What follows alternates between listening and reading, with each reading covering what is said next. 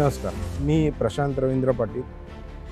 माझा बिट्युमेन प्लस क्रशरचा व्यवसाय आहे। गेले 5 वर्ष मी अशोक लेलंडशी जोडलो गेलेलो आहे आणि अशोक लेलंड बरोबर आमचे जवळपास 18 फ्लीट्स आहेत आणि सगळ्या रॉक बॉडी आहेत आणि अतिशय चांगला परफॉर्मन्स आहे। आम्ही जवळपास आता ही माझी 18, 14 प्लस 4 अशा 4 गाड्या एक्स्ट्रा आम्ही आत्ता घेतलेल्या आहेत। 28-25 रॉक बॉडी आणि गाडीची क्वालिटी खूप चांगली आहे, फंक्शनिंग चांगलं आहे। इवन गाडीचं जे मेंटेनन्स कॉस्ट आहे ती इतर गाड्यांच्यापेक्षा कमी आहे आणि गाडी चढण्यासाठी एकदम चांगली गाडी आहे आणि कुठेही गाडी पिकअप सोडत नाही, मेंटेनन्स कमी आहे, मायलेज चांगलं आहे आणि आम्ही गेले जवळजवळ 4 वर्ष बघतो अशोक लेलंडचे आम्हाला चांगली गाडी अजून तरी ऑप्शन भेटलेला नाही। अशोक लेलंड हा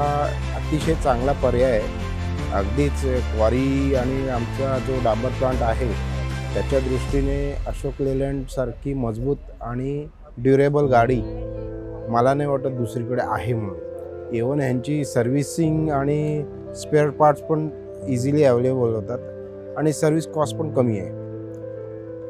त्यांची सर्व्हिस देण्याची पद्धत पण अर्जंट आणि इफिशियंट आहे।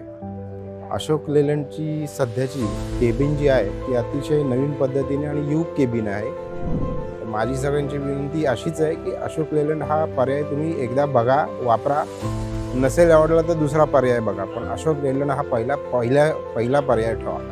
थँक्यू।